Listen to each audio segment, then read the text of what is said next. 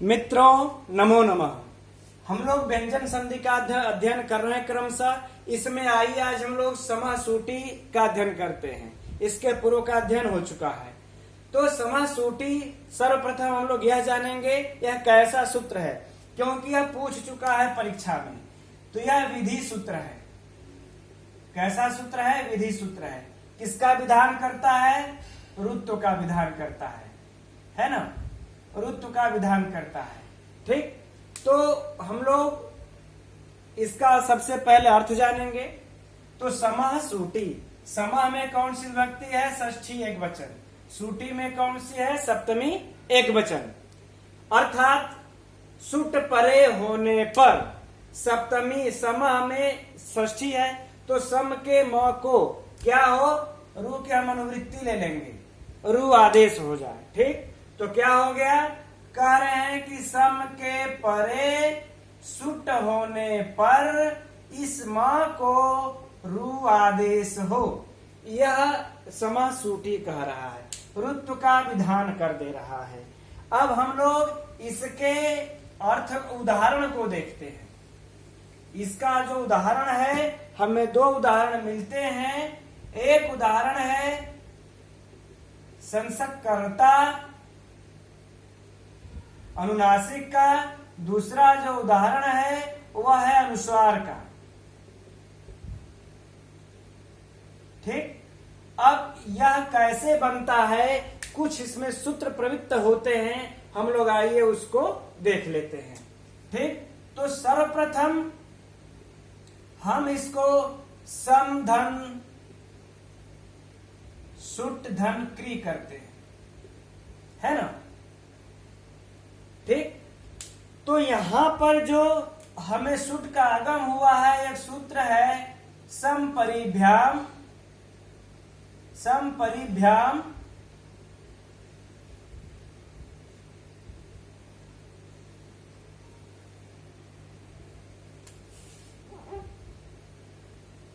करोतौ भूषणे।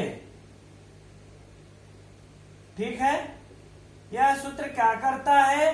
कहता है कि क्री सम के बाद यदि क्री हो तो यहाँ सुट का आगम कर देता है। अर्थात सम के बाद क्री धातु को सुट आगम हो, यह हमारा सूत्र कह देता है। तो इसके द्वारा हम सुट का यहाँ पर आगम कर लिए। सुट में जो है कि ऊ का ट का लोप, क्या बचा? स और क्री, क्या बचा? सम धन स धन क्री।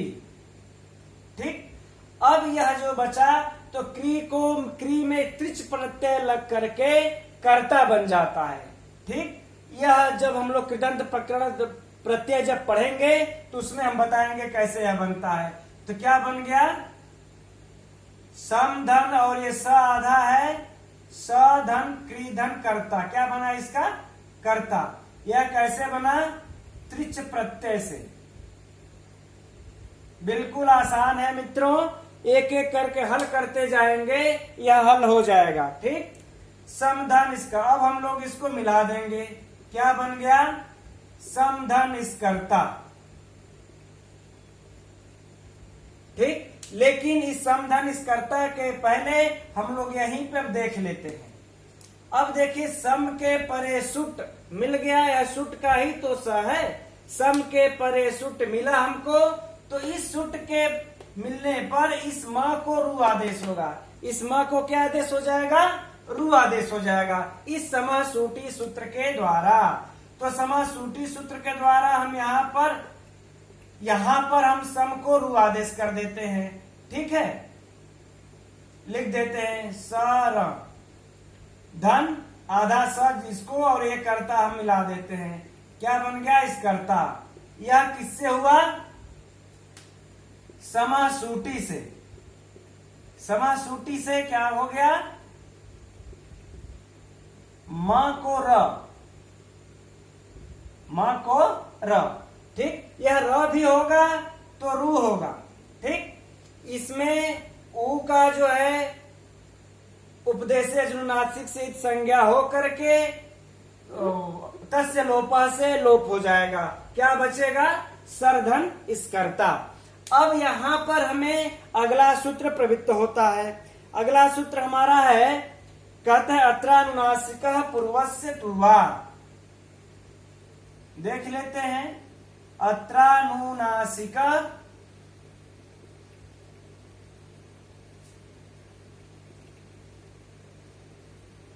पूर्वस्य तु वा। ठीक, अब यह सूत्र क्या कहता है, हम लोग इसका थोड़ा सा व्याख्या कर लेते हैं। यह जो सूत्र कह रहा है, ठीक है, यह कह रहा है अत्र मने यहाँ, कहा, यह जो म को रू हुआ है इस प्रकरण में, यहाँ अनुनासिक, अत्र अनुनासिक दीर्घ संधि है, यहाँ पर अनुनासिक मन अनुनासिक हो जाता है। इस रूप प्रकरण में अनुनासिक हो जाता है। कहाँ पर? पूर्वस्य, इस रू के पूर्व में, तू वा मतलब विकल्प से। तो इस रू के प्रकरण में र से जो पूर्व वर्ण होगा, जो शब्द होगा, उसको अनुनासिक हो जाएगा वा अर्थात विकल्प से। ठीक, तो हम लोग कर लेते हैं अनुनासिक, देख लेते हैं। सर धन स्कर्ता। अब बातें समझ में आ गई होंगी आप लोगों के। तो एक बार तो यह अनुनासिक कर दिया, अब एक बार यह फ्री छोड़ देगा। जब यह फ्री छोड़ देगा तब क्या होगा? तब कहेगा अनुनासिकात परोनुस्वार सूत्र आ जाएगा। कौन? अगले सूत्र को देख लेते हैं। अनुनासिकात परोनुस्वार,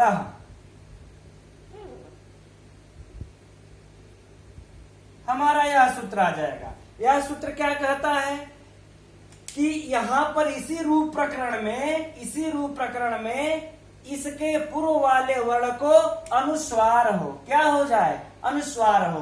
तो यह जब विकल्प से छोड़ दिया है तो एक बार यह अनुस्वार कर देगा, तो क्या हो जाएगा? सर धन स्कर्ता। मित्रों, यहाँ पर याद रहे आप लोगों को कि यह अत्रानुनासिकस्य अनुनासिक करता है और अनुनासिकात परोनुस्वार अनुस्वार करता है। यह सूत्र भी परीक्षा में पूछ चुका है कि अनुनासिकात परोनुस्वार सूत्र क्या करता है? अनुस्वार करता है या अनुनासिक करता है। तो इन दोनों वर्णों के होने से हम कंफ्यूज हो जाते हैं कि यह अनुनासिक कर रहा है कि अनुस्वार कर रहा है। तो ध्यान रहे कि यह अनुस्वार करता है, अत्र अनुनासिक अनुनासिक कर देता है। ठीक, अब यहाँ पर हमें जो सूत्र उपलब्ध हो जाता है, कौन सूत्र काम करता है? खरवसानयो विसर्जनीयस्य।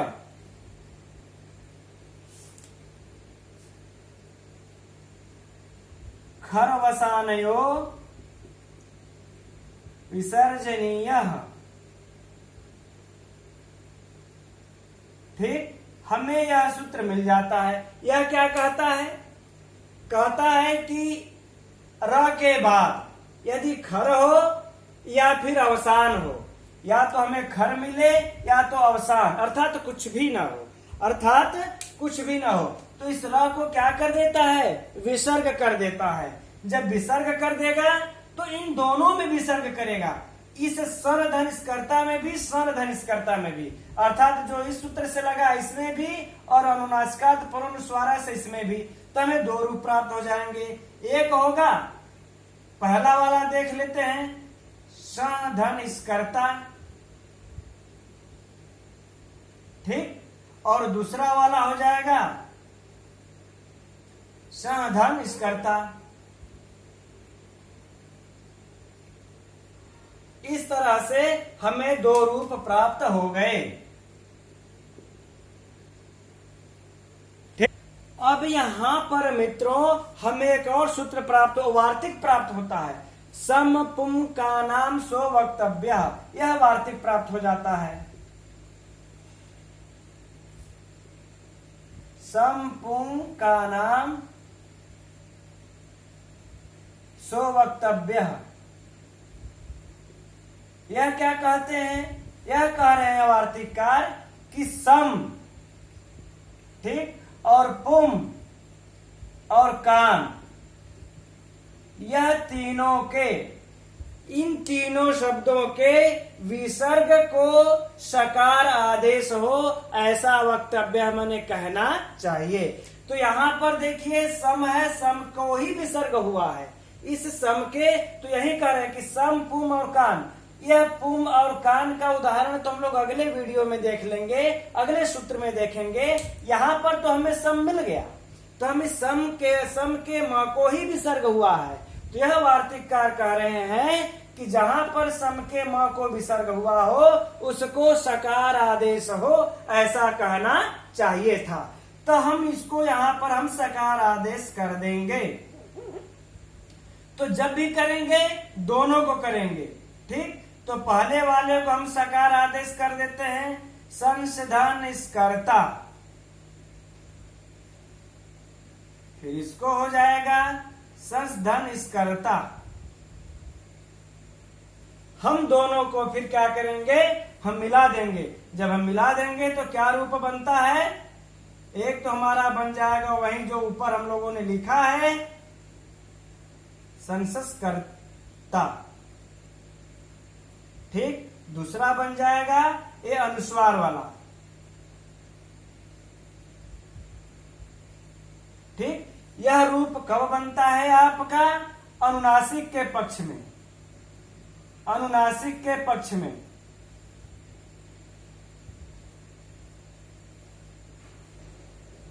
यह रूप कब बनता है, अनुस्वार के पक्ष में।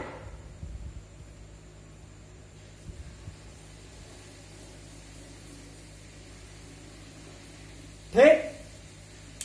तो मित्रों इस प्रकार से हमें दो यह रूप सिद्ध होता है, संस्कर्ता और एक अनुनासिक का और एक अनुस्वार का।